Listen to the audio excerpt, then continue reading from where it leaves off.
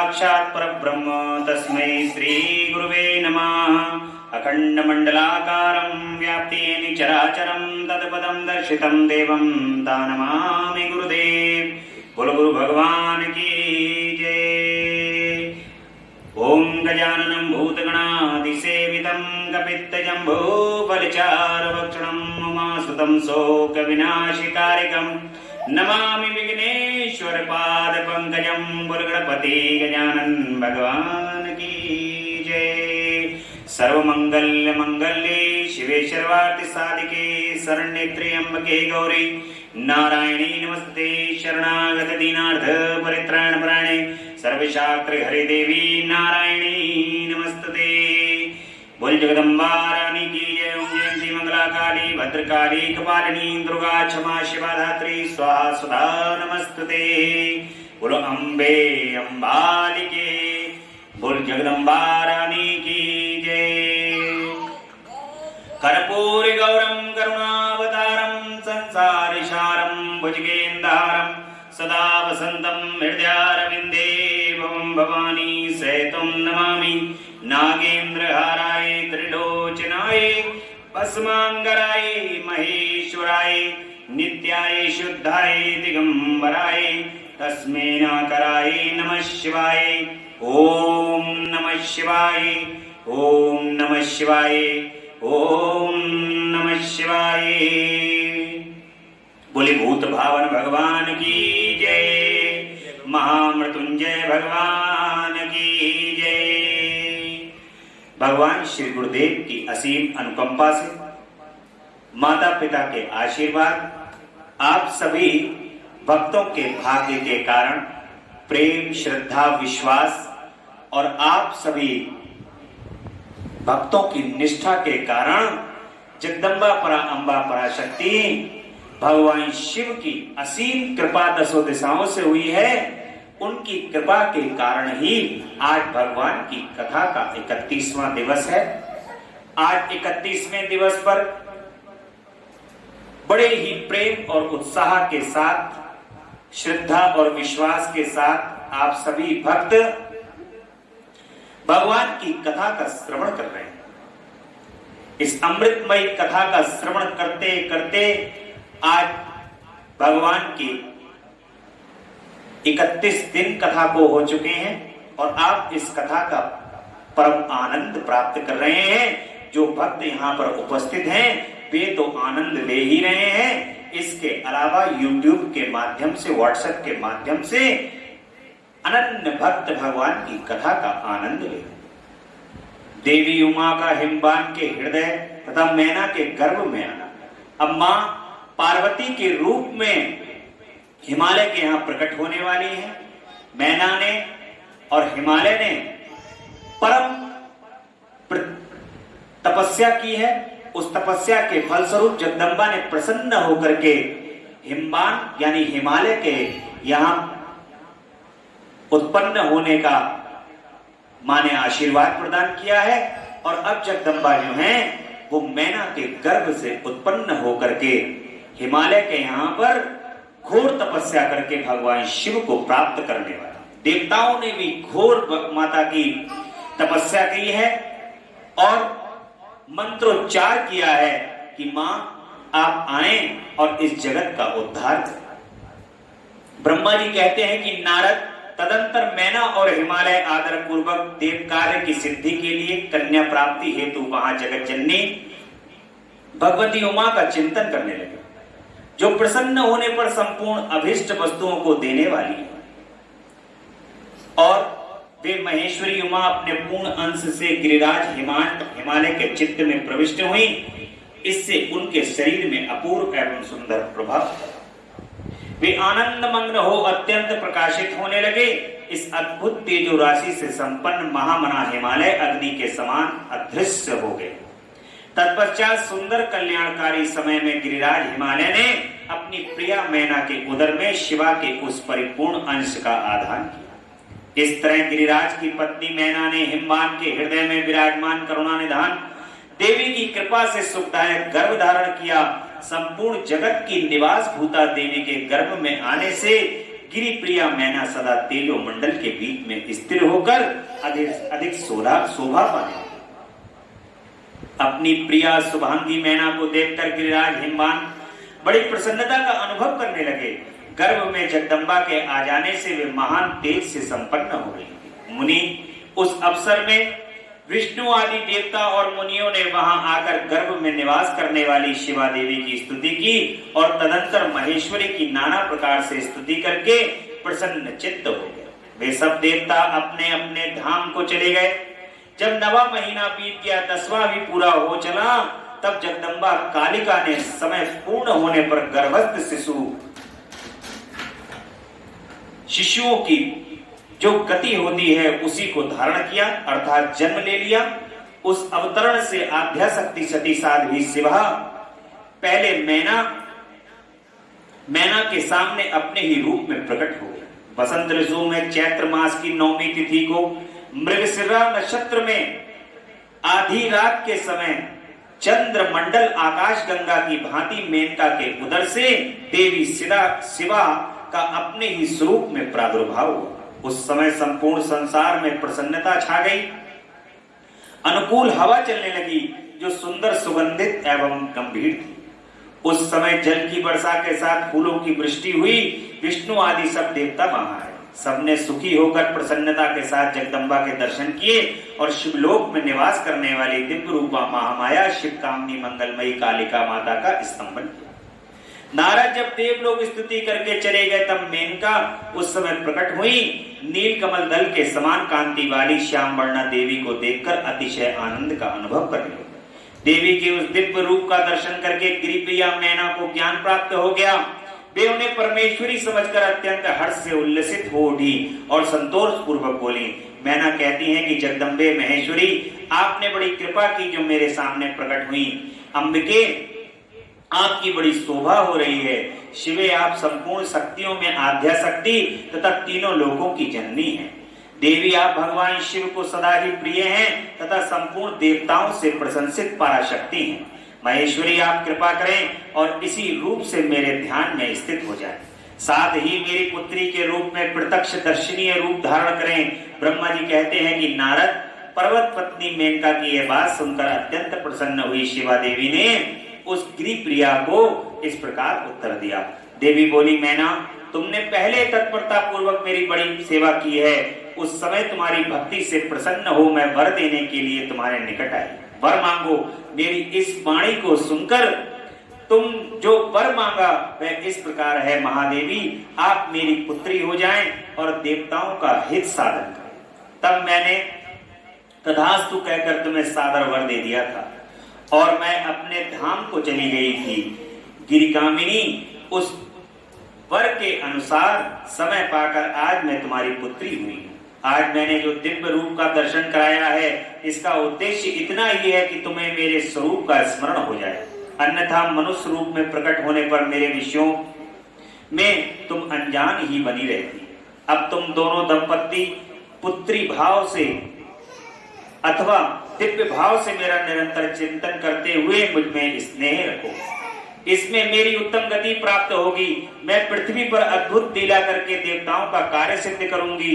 भगवान शंभु की पत्नी हो जाऊंगी और सज्जनों का संकट से उद्धार करूंगी। ऐसा कहकर जगत माता शिवा चुप हो गई और उसी क्षण माता के देखते देखते प्रसन्नता पूर्वक नवजात पुत्री के रूप में परिवर्तित हो गई। इस प्रकार से मां जगदम्बा अम्बा पराशक्ति हिमवान के यहाँ पर मैना के गर्भ से प्रकट हो जाती हैं। अरे लाली आई है, लाली आई है, बाबा के घर लाली आई है। गाओ मिलकर बधाई, गाओ मिलकर के बधाई। लाली आई है, बाबा के घर लाली आई है। लाली आई है, बाबा के घर लाली आई है। गाओ मंगल बधाई, गाओ मंगल बधाई। लाली आई है, बाबा के घर लाली आई है। इस प्रकार का मंगल हिमवान के यहाँ पर छा गया, क्योंकि जगदम्बा अम्बा पराशक्ति उनके यहाँ पर पधार चुका। माता आ चुकी हैं, माता जन्म ले चुकी, संपूर्ण संसार का कल्याण होने वाला है। अब जगदम्बा आने वाली। माता पार्वती का नामकरण और विद्याध्ययन, नारद का हिमवान के यहाँ जाना, पार्वती का हाथ देकर भावी फल बताना और निश्चित हुए हिमवान को आश्वासन दे पार्वती का विवाह शिव जी के साथ करने को कहना और उनके संदेह का निवारण करना। ब्रह्मा जी कहते हैं कि नारद मैना के सामने महातेजस्विनी कन्या होकर लौकिक गति का आश्रय ले वे रोने लगी। उनका मनोहर रोदन सुनकर धरती की सब स्त्रियां हर्ष से खिल उठी और बड़े वेग से प्रसन्नता पूर्वक वहां आ पहुंची। नील कमल दल के समान श्याम कांति वाली उस परम तेजस्विनी और मनोरम कन्या को देखकर गिरिराज हिमालय अतिशय आनंद में निमग्न हो गए। तदंतर सुंदर मुहूर्त में मुनियों के साथ हिमवान ने अपनी पुत्री काली आदि सुखदायक नाम रखे। देवी शिवा गिरिराज के भवन में दिनों दिन बढ़ने लगी। ठीक उसी तरह जैसे वर्षा के समय में गंगा जी की जलराशि और शरद ऋतु के शुक्ल पक्ष में चांदनी बढ़ती है, सुशीलता आदि गुणों से संयुक्त तथा बंधुजनों की प्यारी उस कन्या को कुटुंब के लोग अपने कुल के अनुरूप पार्वती नाम से पुकारने लगे। माता ने कालिका को उमा अरि तपस्या मत कर कहकर तप करने से रोका था। मुनि इसलिए वह सुंदर मुख वाली गिरिजा नंदिनी आगे चलकर लोक में उमा के नाम से विख्यात हो गई। तदंतर जब विद्या के उपदेश का समय आया तब शिवा देवी ने चित्त को एकाग्र करके बड़ी प्रसन्नता के साथ श्रेष्ठ गुरु से विद्या पढ़ ली। पूर्व जन्म की सारी विद्याएं उन्हें उसी तरह प्राप्त हो गई जैसे शरद काल में हंसों की पाक अपने आप स्वर्ग गंगा के तट पर पहुंच जाती है और रात्रि में अपना प्रकाश स्वतः महा औषधियों को प्राप्त हो जाता। मुनि इस प्रकार मैंने शिवा की किसी एक लीला का ही वर्णन किया है, अब अन्य लीला का वर्णन करता हूँ। हे प्रभु, हे मुनि सुनो। एक समय की बात है, तुम भगवान शिव की प्रेरणा से प्रसन्नता पूर्वक हिमाचल के घर गए। मुनि तुम शिव तत्व के ज्ञाता और उनकी लीला के जानकारों में श्रेष्ठ हो। नारद गिरिराज हिमालय ने तुम्हें घर पर आया देखकर प्रणाम करके तुम्हारी पूजा की और अपनी पुत्री को बुलाकर उससे तुम्हारे चरणों में प्रणाम करवाया। मुनीश्वर पुरुष स्वयं ही तुम्हें नमस्कार करके हिमाचल ने अपने सौभाग्य की सराहना की और अत्यंत मस्तक झुकाकर हाथ जोड़कर तुमसे कहा। हिमालय कहते हैं कि हे मुनि नारद, ब्रह्मा पुत्रों में श्रेष्ठ ज्ञानवान प्रभु सर्वज्ञ और कृपा पूर्वक दूसरों का उपकार करने में लगे हुए मेरी पुत्री की जन्म कुंडली जो गुण दोष हो उसको बताइए। मेरी बेटी जो है वो किसकी सौभाग्यवती प्रिय पत्नी होगी। ब्रह्मा जी कहते हैं कि मुनि श्रेष्ठ, तुम बातचीत में कुशल और कौतुक हो ही। गिरिराज हिमालय के ऐसा कहने पर तुमने कालिका का हाथ देखा और उसके संपूर्ण अंग पर विशेष रूप से दृष्टिपात करके हिमालय से इस प्रकार कहना आरंभ किया। यह पुत्री चंद्रमा की। नारद जी कहते हैं कि शैलराज और मैना, आपकी यह पुत्री चंद्रमा की आदि कला के समान बड़ी है। समस्त शुभ लक्षण इसके अंगों की शोभा बढ़ाते हैं। ये अपने पति के लिए अत्यंत सुखदायिनी होगी और माता पिता की कीर्ति बढ़ाएगी। संसार की समस्त नारियों में यह परम साध्वी और सुजनों को सदा महान आनंद देने वाली होगी। गिरिराज, तुम्हारी पुत्री के हाथ में सब उत्तम लक्षण ही विद्यमान है, केवल एक रेखा विलक्षण है। उसका यथार्थ फल सुनो। इसे ऐसा पति प्राप्त होगा जो योगी, नंग धड़ंग रहने वाला, निर्गुण और निष्काम होगा। उसके न माँ होगी न बाप होंगे। उसे मान सम्मान का भी कोई ख्याल नहीं रहेगा और वह सदा अमंगल वेश को धारण करेगा। ब्रह्मा जी कहते हैं कि नारद, तुम्हारी इस बात को सुनकर और सत्य मानकर मैना तथा हिमाचल दोनों पति पत्नी बहुत दुखित हुए, परंतु जगदम्बा शिवा तुम्हारे ऐसे वचन को सुनकर और लक्षणों द्वारा उस भावी पति को शिव मानकर मन ही मन हर्ष में खिल उठी। नारद की बात कभी झूठ नहीं हो सकती, यह सोचकर शिवा भगवान शिव के युगल चरणों में संपूर्ण हृदय से अत्यंत स्नेह करने लगी। नारद उस समय मन ही मन दुखी हो हिमवान ने तुमसे कहा कि मुनि, उस रेखा का फल सुनकर मुझे बड़ा दुख हुआ। मैं अपनी पुत्री को उससे बचाने के लिए क्या उपाय करूं? अब हिमालय जो हैं वो कहते हैं नारद जी से कि ऐसा जब पति जो प्राप्त होगा, जो योगी होगा, न धड़ंग होगा, ना माँ होंगे, ना बाप होंगे, अमंगल स्वरूप होगा, ऐसे पति से बचाने के लिए ऐसा कौन सा उपाय है जो मैं कर दूं जो मेरी पुत्री उसके साथ विवाह करने से बच जाए। नारद जी कहते हैं गिरिराज तुम स्नेह पूर्वक सुनो, मेरी बात सच्ची है, वह झूठ नहीं होगी। हाथ की रेखा ब्रह्मा जी की लिपि है, निश्चय ही वह मिथ्या नहीं हो सकती। अतः शैल प्रभु इस कन्या को वैसा ही पति मिलेगा, इसमें कोई संशय। परंतु इस रेखा के कुल फल से बचने के लिए एक उपाय भी है, उसे प्रेम पूर्वक सुनो, उसे करने से तुम्हें सुख मिलेगा। मैंने जैसे वर का निरूपण किया वैसे ही भगवान शंकर हैं, वे सर्व समर्थ हैं और लीला के लिए अनेकानेक रूप धारण करते हैं। इसमें समस्त कुलक्षण सद्गुणों के समान हो जाएंगे। समर्थ पुरुष में कोई दोष भी हो तो वह उसे दुख नहीं देता, असमर्थ पुरुष के लिए वही दुखदायक होता है। इस विषय में सूर्य, अग्नि और गंगा का दृष्टांत सामने रखना चाहिए। इसलिए तुम विवेक पूर्वक अपनी कन्या शिवा को भगवान शिव के हाथ में सौंप दो। भगवान शिव सबके ईश्वर हैं, सैव्य, निर्विकार, सामर्थ्यशाली और अविनाशी हैं। वे जल्दी ही प्रसन्न हो जाते हैं, अतः शिवा को ग्रहण कर लेंगे, इसमें कोई संशय नहीं है। विशेषता वे तपस्या से वश में हो जाए। यदि शिवा तप करे तो सब काम ठीक हो जाएगा। सर्वेश्वर शिव सब प्रकार से समर्थ हैं, वे इंद्र के वज्र का भी विनाश कर सकते हैं।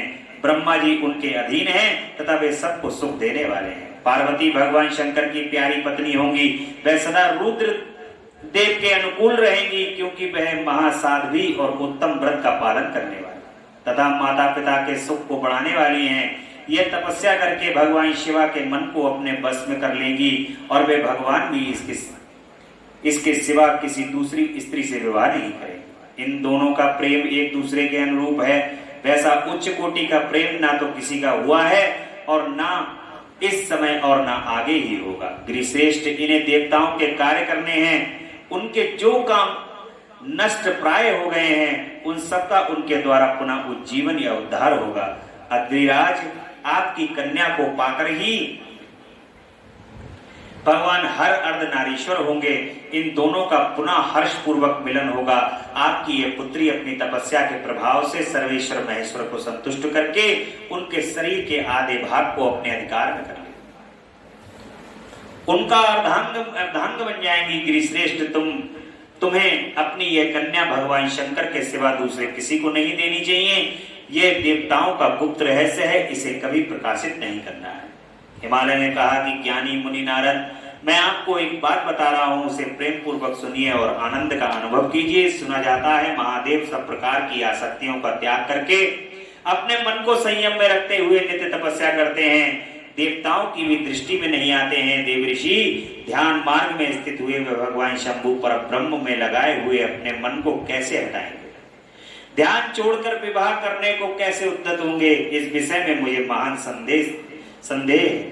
दीपक की लौ के समान प्रकाशमान अविनाशी, प्रकृति से परे, निर्विकार, निर्गुण, सगुण, निर्विशेष और निरीह जो पर ब्रह्म है, वही उनका अपना सदाशिव नामक स्वरूप है। अतः वे उसी का सर्वत्र साक्षात्कार करते हैं। किसी ब्रह्मा अनावस्तु पर दृष्टि नहीं डालते। मुनि यहाँ आए हुए किन्नरों के मुख से उनके विषय में नित्य ऐसी ही बात सुनी जाती है। क्या यह बात मिथ्या ही है? विशेषता ये बात भी सुनने में आती है कि भगवान हर ने पूर्व काल में सती के समक्ष एक प्रतिज्ञा की थी। उन्होंने कहा था कि दक्ष कुमारी प्यारी सती, मैं तुम्हारे सिवा दूसरी किसी स्त्री का अपने पत्नी बनाने के लिए न वर्ण करूंगा न ग्रहण, ये तुमसे सत्य कहता हूं। इस प्रकार सती के साथ उन्होंने पहले ही प्रतिज्ञा कर ली है। अब सती के जाने पर वे दूसरी स्त्री को कैसे ग्रहण करेंगे? यह सुनकर नारद ने कहा कि महामते गिरिराज, इस विषय में तुम्हें चिंतन नहीं करना चाहिए। तुम्हारी पुत्री काली ही पूर्व काल में दक्ष कन्या सती हुई थी। उस समय इसी का सर्वमंगलदायी नाम सती था। वे सती दक्ष कन्या होकर रुद्र की प्यारी पत्नी ही हुई थी। उन्होंने पिता के यज्ञ में अनादर पाकर तथा भगवान शंकर का भी अपमान हुआ देखकर क्रोध पूर्वक अपने शरीर को त्याग दिया। वे ही सती फिर तुम्हारे घर में उत्पन्न हुई हैं। तुम्हारी पुत्री साक्षात जगदम्बा शिवा हैं। ये पार्वती भगवान हर की पत्नी होगी, इसमें कोई संशय नहीं। नारद कहते हैं ये सब बातें तुमने हिमवान को विस्तार पूर्वक बताई। पार्वती का यह पूर्व रूप और चरित्र प्रीति को बढ़ाने वाला है। काली के उस संपूर्ण पूर्व वृतांत को तुम्हारे मुख से सुनकर हिमवान अपनी पत्नी और पुत्र के साथ तत्काल संदेह रहित हो गए। इसी तरह तुम्हारे मुख से अपनी उस पूर्व कथा को सुनने का काली ने लज्जा के मारे मस्तक झुका लिया और उसके मुख पर मंद मुस्कान की प्रभा फैल गई। गिरिराज हिमालय पार्वती के उस चरित्र को सुनकर उसके माता पार्वती के माथे पर हाथ फेरने लगे और मस्तक सूंघकर उसे अपने आसन के पास ही बैठा लिया। नारद, इसके पश्चात तुम उसी क्षण प्रसन्नता पूर्वक स्वर्गलोक को चले गए और गिरिराज हिमवान भी मन ही मन मनोहर आनंद से युक्त हो अपने सर्व सम्मतिशाली भवन में प्रविष्ट हो गए। बोल जगदम्बा रानी की जय। बोले हर हर महादेव, हर हर हर महादेव। आज की कथा यही विश्राम लेंगी।